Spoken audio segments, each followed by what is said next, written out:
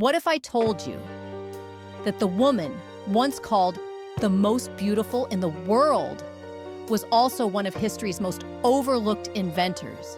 Did you know that without a 1940s movie star, we might not have Wi-Fi, Bluetooth, or GPS today?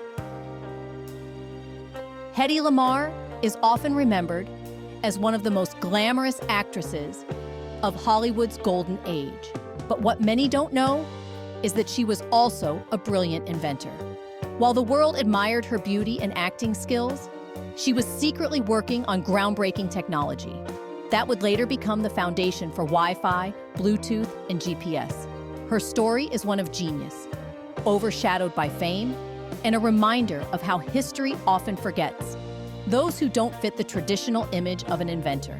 Born in 1914 in Austria, Hedy showed a deep curiosity for science and engineering from an early age. She was fascinated by machines and how they worked, often taking apart and reassembling things just to understand their mechanics. But her striking looks led her down a different path: Hollywood.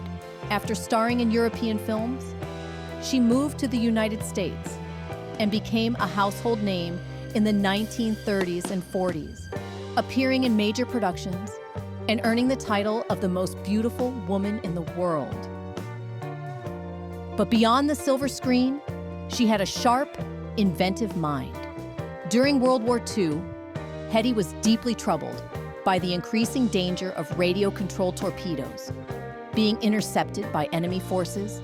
At the time, the U.S. military was struggling with this issue. Torpedoes guided by radio signals could easily be jammed, making them useless. Hedy, who had been married to an arms manufacturer earlier in life, had attended military discussions and had a deep understanding of weaponry and communications. Teaming up with composer George Antheil, she developed an innovative solution: frequency-hopping spread spectrum technology. The concept was simple, but revolutionary. Instead of sending signals on a single frequency, the signal would rapidly switch between different frequencies in a synchronized pattern, making it nearly impossible for enemies to jam or intercept. This breakthrough had the potential to change the course of military communications forever. In 1942, they patented the idea and presented it to the U.S. Navy, hoping to aid the war effort. But the military dismissed it, unwilling to believe that a Hollywood actress could contribute anything meaningful to military technology. Instead, Hedy was encouraged to use her fame to sell war bonds, raising millions of dollars for the U.S. government, but receiving no recognition for her technological contributions. Decades passed, and technology evolved. Though Hedy's patent expired, without her ever profiting from it, the principles behind her invention became the foundation for modern wireless communication. Today's Wi-Fi, Bluetooth, and GPS technologies all stem from the frequency-hopping concept she pioneered. Yet, for most of her life, she was known only for her beauty and film career, not her scientific achievements. It wasn't until 1997, more than 50 years later, that she was finally honored with the Electronic Frontier Foundation EFF Pioneer Award for her contributions to technology. By then, she had been long forgotten by Hollywood and was living in seclusion. When informed of the award, she simply responded, "It's about time." Hedy Lamarr's legacy is a testament to how intelligence can be overlooked due to stereotypes. For decades, history remembered her only as a glamorous actress, a face on movie posters, rather than the brilliant mind behind one of the most important technological innovations of the modern age. Her story is a reminder of how society often fails to recognize genius when it doesn't come in expected forms. She was not just a Hollywood star, but a visionary scientist who helped shape the modern world, even if she was never fully acknowledged for it in her lifetime. Imagine if she had been encouraged as much for her intellect as she was for her beauty. Imagine if the military had taken her invention seriously when it mattered most. How different would her life have been if the world had celebrated her ideas rather than dismissing them? Perhaps she would have gone on to create even more revolutionary technologies, changing history even further. It wasn't until the final years of her life that the world began to recognize what she had truly contributed. But by then, the recognition was too late. Hedy Lamarr didn't live to see the full impact of her work. But today, every time we connect to Wi-Fi, every time we use GPS or Bluetooth, we are benefiting from the mind of a woman history almost forgot. She was far more than just a beautiful face. She was a true pioneer. What if I told you that one man's inventions helped shape modern transportation, yet history barely remembers his name? Granville T. Woods, often called the Black Edison, was one of the greatest inventors of his time. His work revolutionized the railroad industry and changed how we communicate. But unlike Thomas Edison or Alexander Graham Bell, his name has faded from history. The innovations we rely on today, from modern trains to safer railway systems, exist because of him. And yet, few people know his story. Born in 1856 in Columbus, Ohio, Woods grew up in a time when opportunities for Black Americans were severely limited. Education was a privilege, not a right. Most high-paying careers were off-limits, but Woods was determined to break barriers. As a teenager, he worked in machine shops, repairing railroad equipment, learning about electrical systems. He had little formal education, but his curiosity was unstoppable. He spent hours studying mechanical engineering on his own, determined to master what few people thought he could. His breakthrough came in the 1880s, when train travel was expanding rapidly, but at a deadly cost. Trains relied on written schedules and telegraph operators. There was no way for moving trains to communicate with each other in real time. This led to frequent collisions and deadly accidents. Woods saw the problem and came up with a revolutionary solution: the synchronous multiplex railway telegraph. This device allowed moving trains to send and receive messages while in motion, keeping stations and other trains updated instantly. It was a game changer, improving efficiency and safety, saving countless lives. But success didn't come easy. Woods faced constant challenges.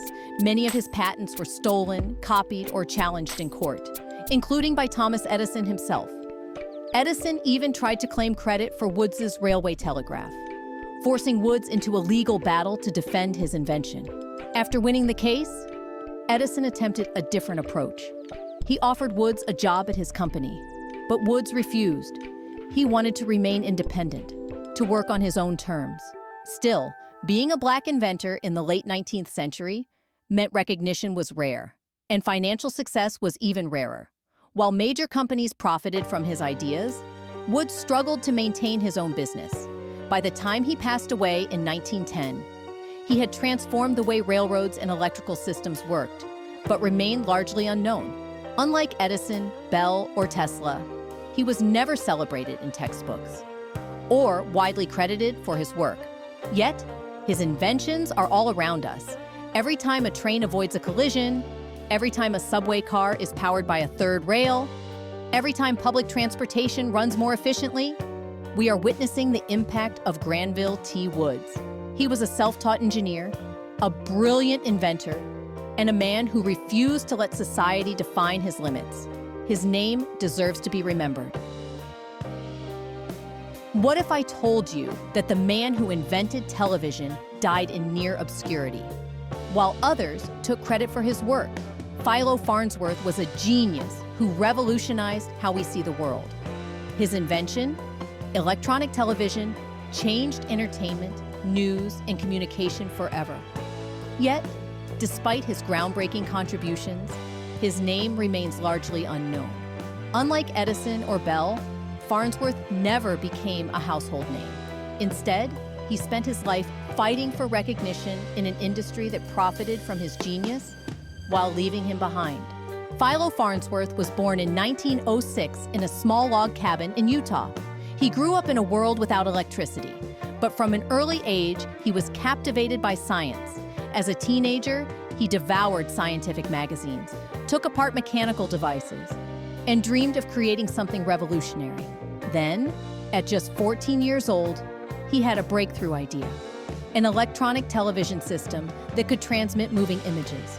Unlike the mechanical systems of the time, which relied on spinning discs, Farnsworth's design used electrons to scan and display images. By 1927, at just 21 years old, Farnsworth turned his vision into reality. In a small lab in San Francisco, he successfully transmitted the first ever electronic television image, a simple, straight line. It was a modest start, but it proved his theory was sound. Over the next few years, he refined his design, improving image quality and stability. By 1929, he had successfully demonstrated live television transmission. He had just built the foundation of modern television. But success came with challenges. Major corporations saw the potential of television and wanted control. The most powerful of them all was RCA, led by David Sarnoff, a ruthless businessman who saw Farnsworth as an obstacle. RCA had its own team working on television, led by scientist Vladimir Zworykin, but Farnsworth was far ahead of them. In 1930, Sarnoff sent Zworykin to visit Farnsworth's lab under the guise of a research exchange. In reality, he was there to steal ideas. Zworykin saw firsthand what Farnsworth had achieved, something RCA had struggled to perfect. Shortly after, RCA began developing a strikingly similar system. When Farnsworth applied for patents, RCA fought back. Sarnoff launched a legal war, claiming that Zworykin had invented electronic television first. It was a classic case of a corporate giant, trying to crush an independent inventor. But Farnsworth had something RCA didn't: his original high school sketches, proving he had conceived the idea years earlier.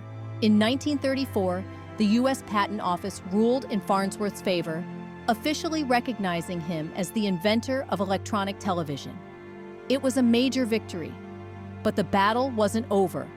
Winning a patent case should have made Farnsworth a wealthy and celebrated man, but reality was far different. RCA had money, influence, and control over television manufacturing. Then, World War II broke out, halting television research. By the time the war ended, Farnsworth's patents were close to expiring. RCA took full advantage, dominating the television industry while he was pushed aside. By the 1950s, televisions were in millions of homes. But few people knew the name Philo Farnsworth. His invention had become one of the most powerful forces in entertainment, yet he saw little financial reward. Struggling with depression and financial difficulties, he turned his attention to new projects, including nuclear fusion, but he never achieved the same success.